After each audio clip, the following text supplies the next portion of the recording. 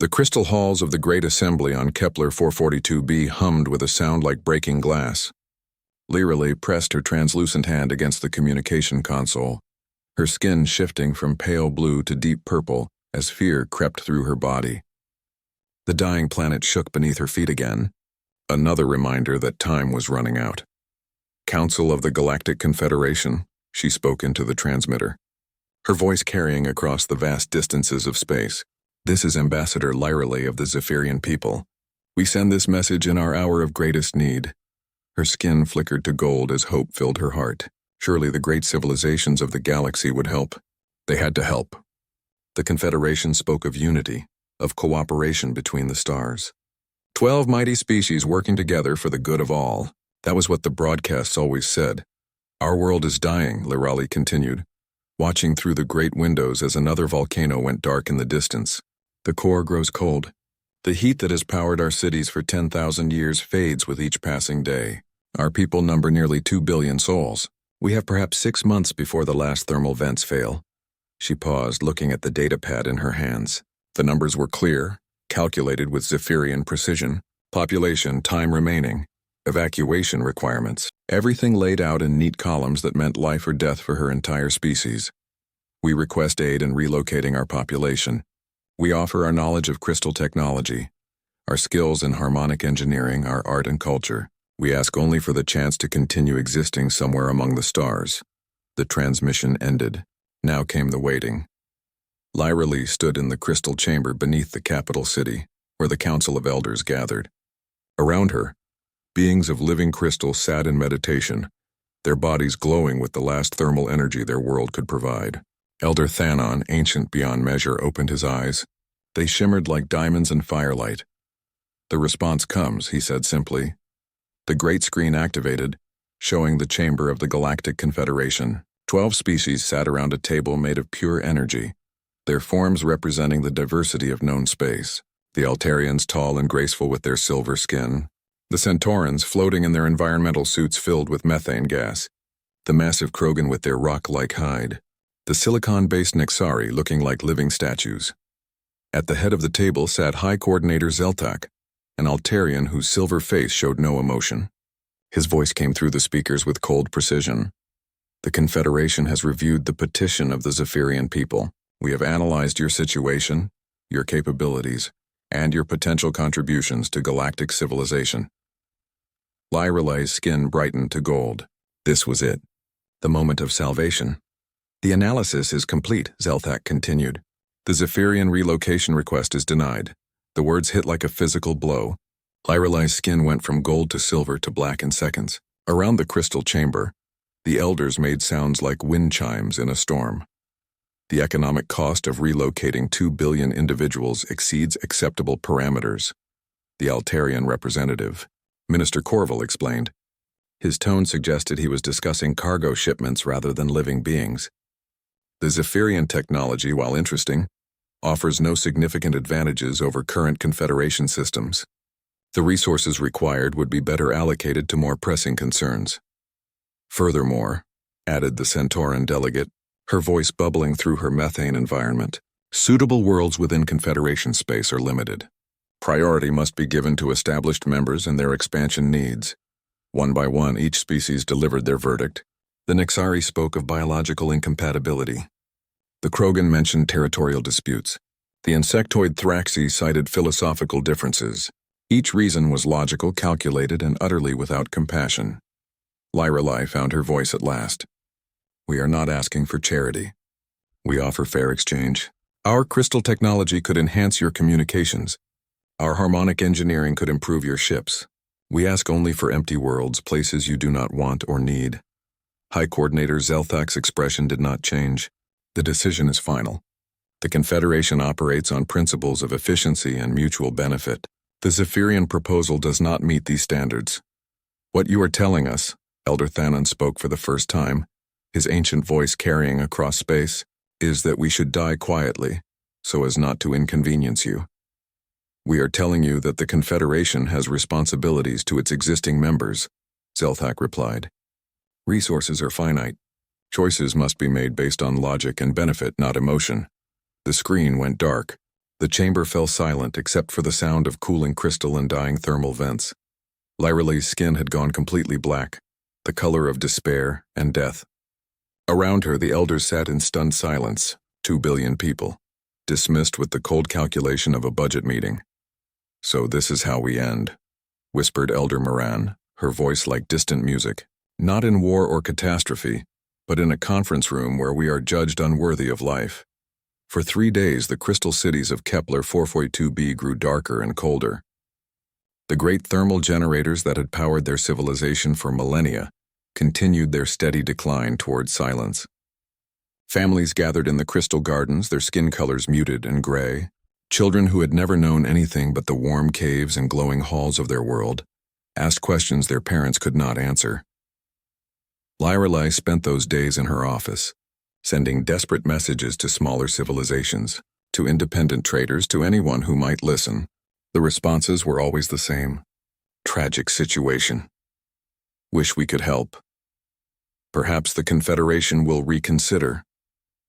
But no ships came. No offers of aid. No hope. On the 4th day, as Lyralee sat in her office watching another power grid fail in the distance, her communication console crackled to life. The signal was rough, filled with static and interference. The voice that came through spoke Galactic Standard with a heavy accent she did not recognize. "Kepler 442b, this is Captain Sarah Chen of the Terran merchant marine vessel Defiant Hope. We received your transmission 3 days ago. We know what the Confederation told you." Lyralee's skin flickered from black to silver. Terrans, she had heard of them, one of the newer species. Young, primitive by galactic standards. Not even full members of the Confederation, just associate status for trade purposes. "Captain Chen," she replied, her voice barely steady. "I am Ambassador Lyralee. I thank you for your response, but I fear there is little anyone can do. The Confederation has made their decision." A sound came through the speaker that she would later learn was human laughter. It was warm and rough and somehow reassuring.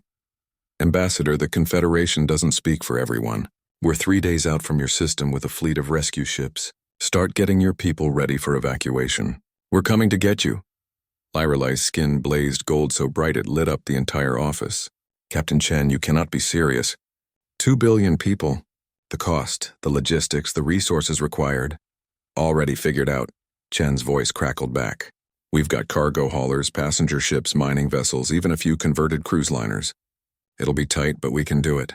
The question is, are you ready to trust a bunch of stubborn primates who don't know when to quit?" For the first time in days, Lyralee's skin showed the color of hope. "Captain Chen, what do you want in return? What do your people ask for this aid?" There was a pause, then Chen's voice came back, warm and certain. "Nothing, Ambassador. We're doing this because it's the right thing to do, and somebody has to do it." As the signal ended, Lyralee stared out at her dying world and felt something she had thought lost forever. Hope blazed in her crystal heart as she prepared to tell her people that help was coming from the most unexpected place in the galaxy. The humans were coming. The ragtag fleet that dropped out of hyperspace above Kepler 442b looked nothing like the sleek warships of the Confederation or the massive trade vessels of the major civilizations. Captain Sarah Chen stood on the bridge of the Defiant Hope, watching her motley collection of ships spread out across the system. There was the Star Dancer, a converted cruise liner that normally carried tourists to see nebulae, the Iron Will, a mining vessel built for hauling asteroids, the New Horizons, fresh from carrying grain shipments between Earth colonies. 47 ships in total, each one captained by humans who had volunteered when they heard the call. "Captain," her communications officer called out, "we're getting a priority transmission from Confederation Command." Chen grimaced. She had been expecting this. "Put it through." The screen flickered to life, showing the stern face of Coordinator Vexhall, the Confederation's military commander. His blue skin was flushed darker with what Chen recognized as anger. "Captain Chen, you are in violation of Galactic Regulation 447b regarding unauthorized intervention in designated non-interference zones. You will cease your current operation and withdraw immediately." Chen looked around her bridge at her crew. Her navigator Rodriguez shrugged. Her engineer Okafor shook his head. Her weapons officer Kim actually laughed. "Negative, Coordinator," Chen replied. "We're conducting a humanitarian rescue operation in open space. Last I checked, helping people wasn't against any law that matters." Vexahal's skin darkened further. The Confederation has determined that intervention in this situation would be economically unfeasible and strategically unsound. Your actions threaten galactic stability. Funny, Chen said, settling back in her captain's chair. I thought letting 2 billion people die might be a bigger threat to stability. But what do I know? I'm just a stubborn primate. The Confederation military commander leaned forward. Captain Chen, if you proceed with this unauthorized action, there will be consequences. Economic sanctions against Earth, restriction of trade routes, possible military intervention. Chen stood up and walked to the front of her bridge, staring directly into the camera. Coordinator Vexhal, let me explain something to you. Right now, on the planet below us, there are grandmothers saying goodbye to grandchildren they'll never see grow up. There are parents trying to explain to kids why the lights are going out forever. There are teachers and doctors and artists and farmers who are going to die not because of war or plague or accident, but because a bunch of bureaucrats decided their lives aren't worth the paperwork. She paused, making sure she had his attention. So here's what you can do with your consequences. You can take them and bite me. The transmission cut out. Around the bridge, Chen's crew burst into applause. Ma'am, Rodriguez said with a grin, that might be the finest diplomatic speech in human history. Chen laughed. Diplomacy, hell. That was me being polite. Now let's get to work. Down on Kepler 442b, the evacuation was already beginning. The first human shuttles had landed in the Crystal Cities, and the Zaphirians watched in amazement as beings who looked nothing like them worked with desperate efficiency to save their lives.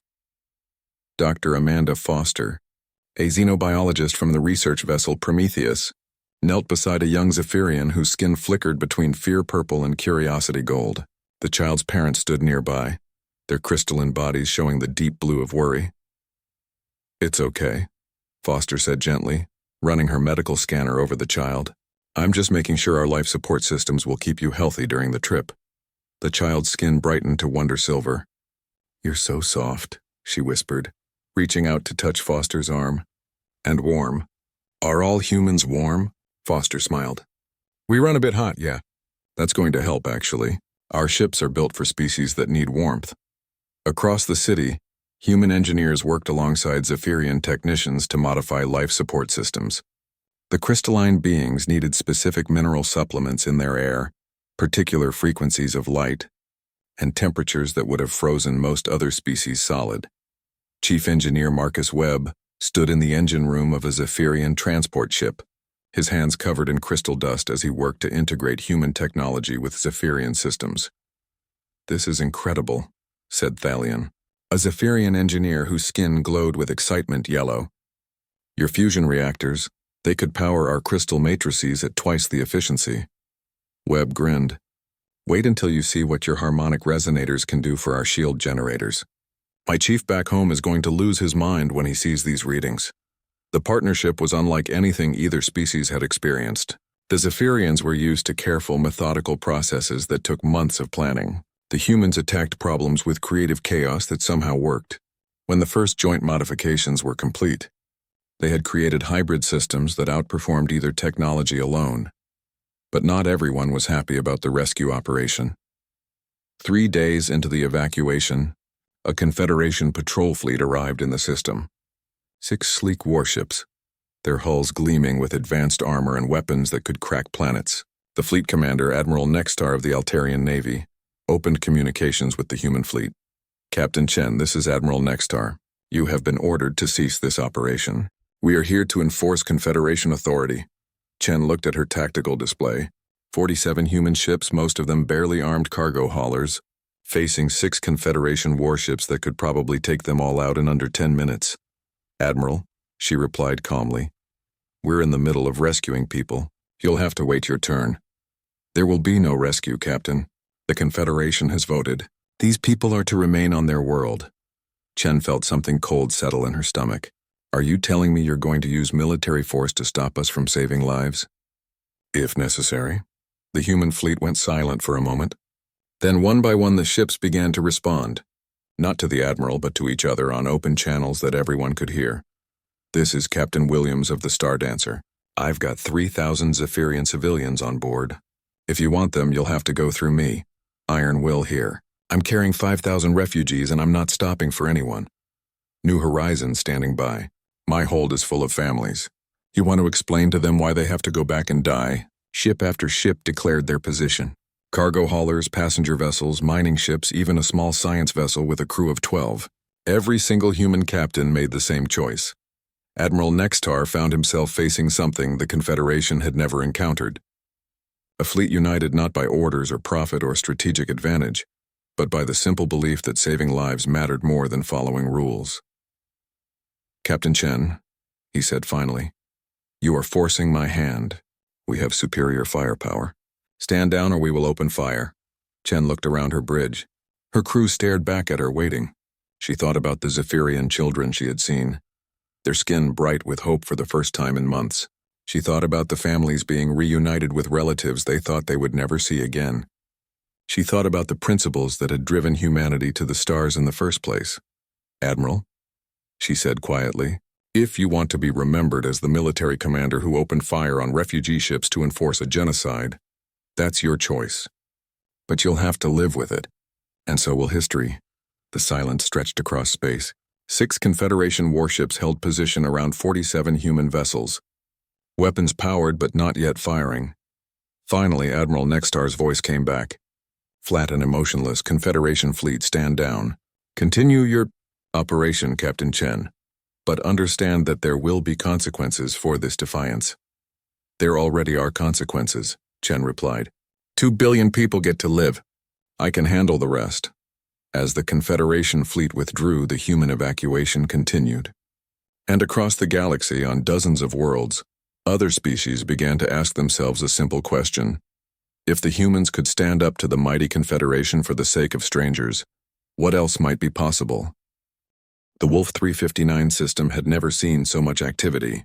What had been an empty, unremarkable collection of planets around a small red star was now buzzing with ships, construction platforms, and the controlled chaos of building a new world. Admiral Rebecca Jackson stood on the observation deck of the orbital station they had built above the 4th planet. Below her, New Kepler was taking shape. The planet was cold and rocky, nothing like the original Kepler 442b, but human engineering and Zaphirian ingenuity were working together to make it livable. Thermal boring is complete in Sector 7, reported Commander Hayes from the engineering station. The Zaphirians should have their first geothermal plant online within a week. Jackson nodded, watching the light spread across the planet's surface. Each light represented families, communities, hope built from determination and shared work. The Confederation had called this system economically unviable. Jackson preferred to think of it as full of potential. A communication alert chimed. Jackson turned to the comm station, where Lieutenant Park was monitoring the long-range sensors. Admiral, we're getting a transmission from the outer system. It's strange. Define strange, Lieutenant. It's in 17 different languages, including some we don't have in our database, and it's coming from what looks like a collection of ships that have been bolted together. Jackson frowned. Put it through. The main screen activated, showing a bizarre vessel that looked like someone had taken parts from a dozen different ships and welded them into something that barely held together. The being on the screen was equally unusual, with blue-scaled skin, large black eyes, and what appeared to be gills on the sides of its neck. Greetings to the humans of Wolf 359, the being said, its voice carrying a musical quality that suggested an aquatic species. I am Speaker Coral Song of the Kythera Reef Clans. We have heard of your generosity toward the crystal singers of dead Kepler. We come seeking similar kindness. Jackson stepped forward. This is Admiral Jackson. What can we do for you, Speaker Coral Song? The Kythera's large eyes seemed to shimmer. Our home reef was destroyed by the mining fleets of the Centauran Corporate Collective. They said our world held rare minerals needed for their expansion. We were offered relocation to a water moon in Centauran space, but the being paused, its gills fluttering. The water there is poisoned with industrial waste. Our young die within days of hatching. How many of your people are we talking about? Jackson asked. 30 million souls swimming in ships never meant for long journeys. Our reef cities are dying, Admiral. The water recyclers fail more each day. We heard that humans help those the galaxy abandons. Jackson looked around her command center. Her officers watched her expectantly. She thought about the reports from Earth, the economic sanctions the Confederation had imposed, the trade routes they had blocked. Humanity was already paying a price for their defiance. Adding another 30 million refugees would make that price even higher. Speaker Coral Song, she said finally. We'll need to survey some water worlds in this system. It might take a few weeks to prepare proper facilities, but if you can wait that long, we'll find you a home. The Kithera's entire body seemed to glow with bioluminescent patterns. You would do this? Even knowing we have nothing to offer but our gratitude? Jackson smiled. Speaker, that's more than enough. The Wolf 359 system quickly became something unprecedented in galactic history.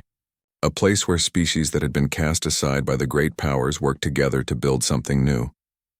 The Zaphirians shared their crystal technology, which enhanced human computers and communication systems beyond anything the Confederation possessed. The Kithra, settling on the water-covered third planet they named New Reef, offered their bioengineering skills. Their living ships, grown rather than built, fascinated human scientists. 3 months after the Kithera arrived, another group appeared at the edge of the system. The Vrel, an insectoid species whose hive ships looked like massive flowers drifting through space. They had been rejected by the Confederation for being too primitive, despite possessing ecological knowledge that put most other species to shame. We heard the song whispers of the reef swimmers, explained Queen Voice Zicht, her translation device struggling with the clicking sounds of Vrel speech.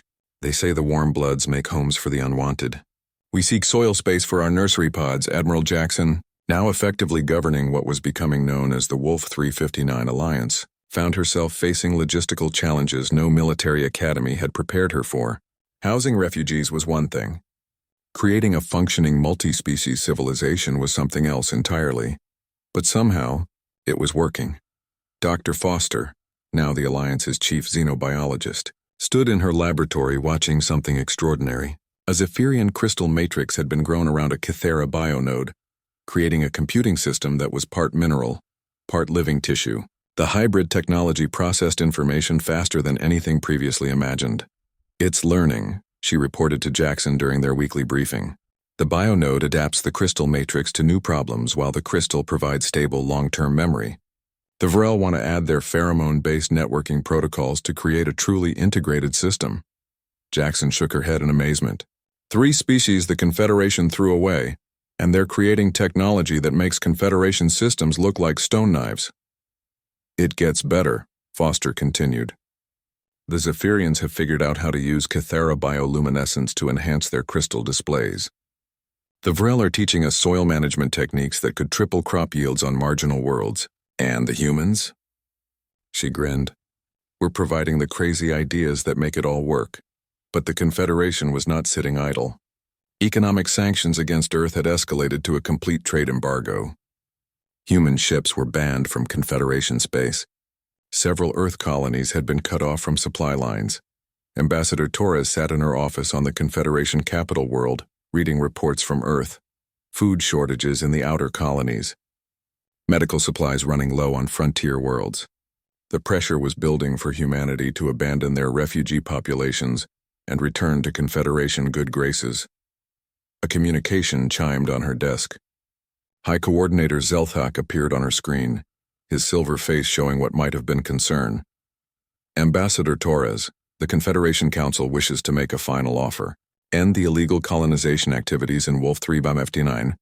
Return the refugee populations to their designated zones, and humanity will be granted full membership in the Confederation. Your people will have access to all benefits of galactic civilization. Torres leaned back in her chair. And if we refuse? Then humanity will face complete isolation, no trade, no technological exchange, no protection from outside threats. You will be alone in a hostile galaxy. Torres was quiet for a moment, thinking about the reports from Wolf 359. The success stories of interspecies cooperation, the technological breakthroughs, the children of different species learning together in schools that taught understanding rather than division. Coordinator, she said finally, let me ask you something. What happens when word spreads about what we've built at Wolf 359? When other rejected species see that there's an alternative to Confederation charity? Zeltek's expression hardened. That is precisely what we seek to prevent. Order must be maintained. Hierarchy must be respected, you're afraid, Torres realized. You're afraid that if enough species see what cooperation actually looks like, they might start asking why they need the Confederation at all. Ambassador, I warn you. No, Coordinator. I warn you. We've shown the galaxy something new. A place where worth isn't measured by military power or economic output, but by the simple desire to build something better together. You can try to stop us, but you can't stop an idea whose time has come. She cut the transmission and immediately sent a message to Wolf 359. It was time to let the galaxy know that the Alliance was open to anyone willing to work for the common good. Within weeks, the messages started coming in. Species that had been subjugated, exploited, or ignored by the Confederation began asking the same question the Zaphirians had asked months earlier. Was there really a place in the galaxy where anyone could find shelter? The answer, Admiral Jackson made clear in her response broadcast, was always the same. There's room for everyone who's willing to help build something better than what came before. The first sign of trouble came from the deep space monitoring stations on the galactic rim. Massive energy signatures appearing at the edge of sensor range, moving inward with purpose and terrible speed. Admiral Jackson stood in the Alliance Command Center, watching the data streams with growing alarm. Size estimate? She asked her intelligence officer. Commander Singh checked his readings twice before answering. Each ship appears to be roughly 20 kilometers long. 43 vessels detected so far, moving in perfect formation. Jackson felt ice in her stomach. The largest Alliance ship was barely 2 kilometers long. Any response to communication attempts? Negative. They're broadcasting on all frequencies, though. Lieutenant Park has been working on translation. Park looked up from her station, her face pale. Admiral, I've got a partial translation. They're calling themselves the Hegemony of the Eternal Spiral, and they're demanding tribute from all inhabited systems. The transmission that followed made everything clear. The beings that appeared on screen were unlike anything in the Milky Way galaxy. Tall, angular creatures with metallic skin and eyes like burning stars. Their leader, who identified himself as War Marshal Thektar, spoke with the confidence of someone used to absolute obedience. Inferior species of this spiral arm, his voice carried across space with mechanical precision. You exist now under the dominion of the Hegemony. All worlds will provide tribute of resources, technology, and population for our expansion. Resistance will result in planetary sterilization. The message repeated in dozens of languages, each word chosen to inspire maximum fear. Jackson watched as reports flooded in from across the galaxy. The Hegemony fleet was massive, their technology beyond anything local civilizations possessed. What's the Confederation's response? Jackson asked. Communications Officer Reynolds checked the diplomatic channels. They're negotiating, Admiral. High Coordinator Zelthak has opened talks about tribute arrangements for Confederation core worlds. They're abandoning the frontier worlds, Jackson realized, just like they abandoned the refugees. As if to confirm her words, another transmission came through. This time it was from Confederation Command, directed at all non-member systems.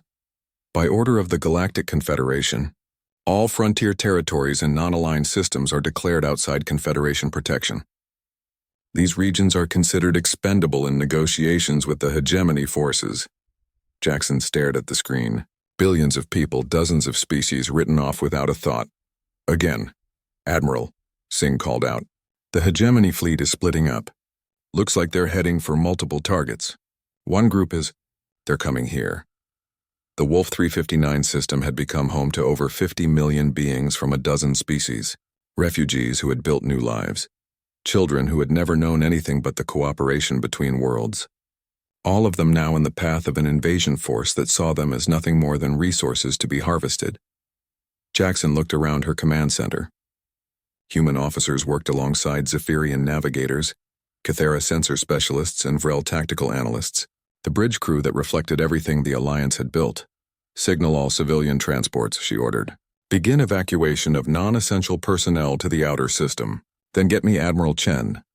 Captain Sarah Chen, promoted to Admiral after her actions at Kepler 442b, commanded the Alliance defense fleet from her new flagship, the Indomitable. It was a ship that perfectly represented Alliance philosophy, built with human engineering, Zaphirian crystal enhancement, Cathera biosystems, and Vrel ecological design. It was also completely outgunned by any single Hegemony vessel. Sarah, Jackson said when the connection established. What's our situation? Chen's image flickered slightly as the transmission passed through Alliance communication networks. 237 ships total. Mix of military vessels, armed transports, and civilian craft with jury-rigged weapons. Against 8 Hegemony dreadnoughts and their support fleet. Recommendations? Chen was quiet for a moment. Honestly, Rebecca? We should run. Take as many people as we can and find somewhere else to hide. We can't win this fight, Jackson nodded. It was the logical choice. The smart choice. The choice any reasonable military commander would make. That's not happening, she said finally. I didn't think it would be, Chen replied with a grim smile. So what's the plan? We hold the line. Every ship, every person who wants to fight, and we show these Hegemony bastards what happens when they threaten our people. The defense of Wolf 359 began 3 days later when the Hegemony fleet dropped out of hyperspace at the system's edge. 8 massive dreadnoughts accompanied by dozens of smaller vessels, their hulls gleaming with advanced armor and weapons that could level cities. War Marshal Thektar opened communications immediately. His metallic face showed no emotion as he delivered his ultimatum. Primitive species of this system, you will surrender immediately. Your worlds will be harvested for resources. Your populations will be processed for labor. Resistance is futile. Admiral Chen, commanding from the bridge of the Indomitable, responded for the Alliance. War Marshal, this is Admiral Chen of the Wolf 359 Alliance. These people are under our protection. If you want them, you'll have to come through us. Thektar seemed amused. Your tiny fleet against the might of the Hegemony? You will be destroyed in minutes. Maybe, Chen admitted, but you'll remember us. The battle began with the Hegemony's standard tactics. Overwhelming firepower directed at the largest targets, designed to break enemy morale with swift, decisive victories. But the Alliance fleet didn't behave like any enemy they had faced before. Instead of ship-to-ship combat between similar vessels, they found themselves fighting an integrated organism. Zaphirian crystal technology linked every Alliance ship into a single communication network. Kythera bioships flowed around larger vessels like living armor. Rel fighters swarmed in patterns that seemed random but created devastating crossfire zones. And through it all, the humans provided something the Hegemony had never encountered. Tactical creativity born from desperation and the absolute refusal to give up. Target their shield generators, Chen ordered as the Indomitable shook under Hegemony fire. All ships focus fire on coordinates I'm transmitting. The Alliance fleet responded instantly. 200 ships concentrating their fire on a single point of a dreadnought's defenses. The shields flickered and failed just as a Kythera bioship rammed into the gap, its living hull adapting to breach the enemy armor. But for every small victory, the Alliance paid a heavy price. The converted cruise liner Star Dancer exploded while protecting a transport full of Zaphirian civilians. The mining vessel Iron Will took a direct hit while covering the retreat of damaged Vrel hive ships. Admiral, reported Commander Hayes from the tactical station, we've lost 40% of the fleet. The civilians have been evacuated, but we can't hold much longer. Chen looked at her display, watching the lights that represented ships and lives winking out one by one. They had bloodied the Hegemony, proven that the Alliance wouldn't go quietly, but it wasn't enough. Then something unprecedented happened. Admiral, the communications officer called out. We're getting transmissions from across the system. Everyone's responding. On every Alliance world and every space station and mining facility, beings who had never held weapons picked up whatever they could find. Zaphirian crystal singers modified their harmonic equipment into sonic weapons. Kythera reef tenders converted their bio-cultivation tools into living missiles. Vrel workers swarmed out of their hive cities in maintenance shuttles armed with mining lasers. And from Earth, still under Confederation embargo, came a transmission that War Marshal Thektar would remember for the rest of his life. This is General Martinez, Earth Defense Force. The Hegemony fleet is about to discover why you never threaten human civilians. The reinforcement fleet that dropped out of hyperspace behind the Hegemony was smaller than their own, but it fought with a fury that shook even the metallic warriors from another galaxy. Ships captained by humans who had grown up hearing stories of Wolf 359, of refugees saved and homes built against impossible odds. The tide of battle turned not because of superior technology or overwhelming numbers, but because of something the Hegemony could never understand. People fighting not for conquest or glory, but for the simple right to exist and protect those they cared about. War Marshal Thektar, his flagship burning and his fleet in retreat, sent one final transmission as they fled the system. "This is not over, humans. The Hegemony will return." Admiral Chen, sitting on the bridge of her damaged but victorious ship, replied with words that would echo across both galaxies. "We'll be waiting." 5 years after the Battle of Wolf 359, Admiral Rebecca Jackson stood once again on the observation deck of Alliance Station, but the view had changed dramatically. Below her, New Kepler thrived with crystal cities that sparkled like diamonds, their Zaphirian architecture now integrated with human engineering and Cathara biodomes. Ships came and went constantly, carrying trade goods, cultural exchanges, and new refugees seeking shelter. "The morning reports, Admiral," said Commander Hayes, now her chief of staff. He handed her a data pad filled with the kind of problems she had never imagined dealing with when she was just a military officer. "The thermal whales of Rigel have formally requested Alliance membership," Hayes continued. "Apparently they're tired of the Confederation treating them like mobile mining equipment.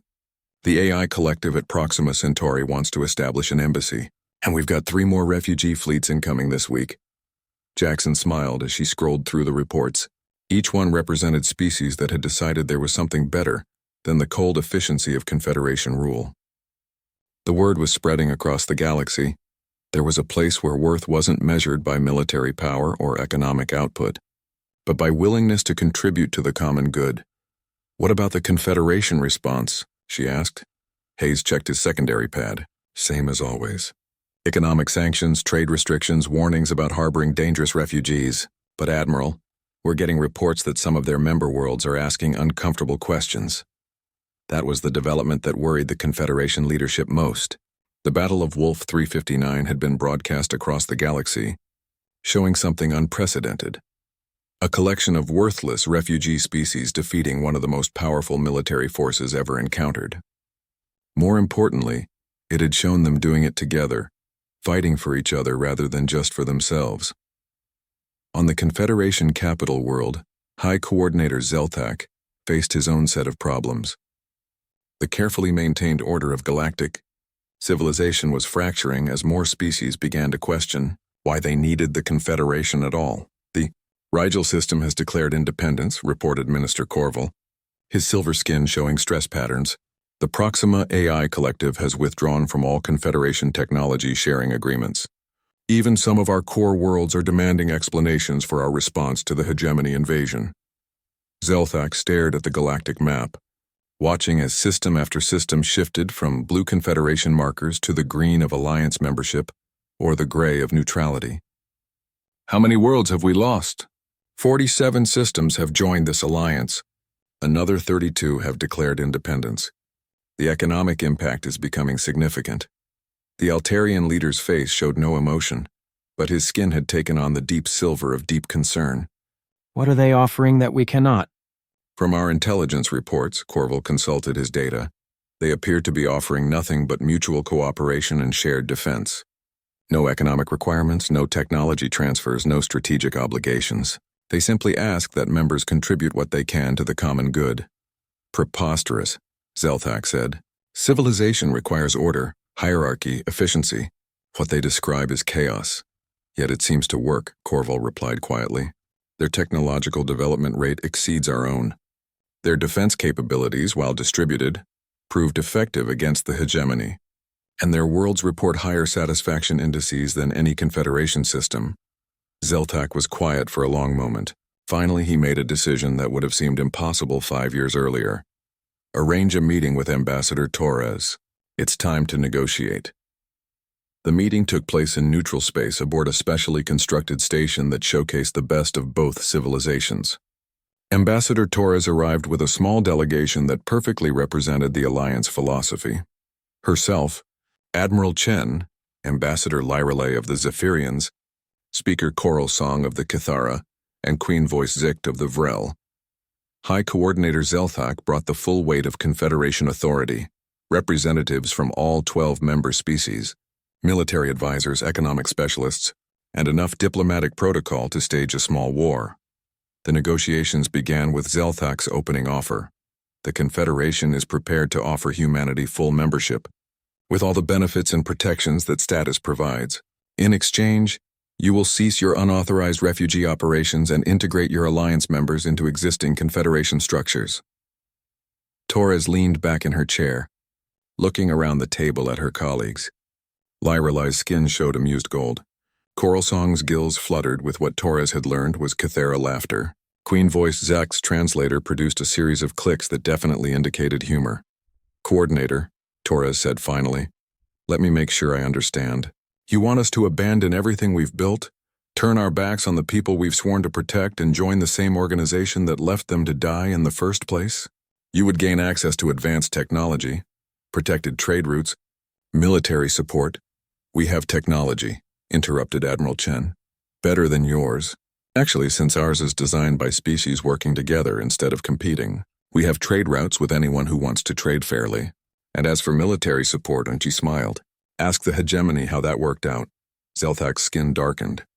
You cannot seriously believe that your ramshackle collection of refugee species can challenge the established order of galactic civilization.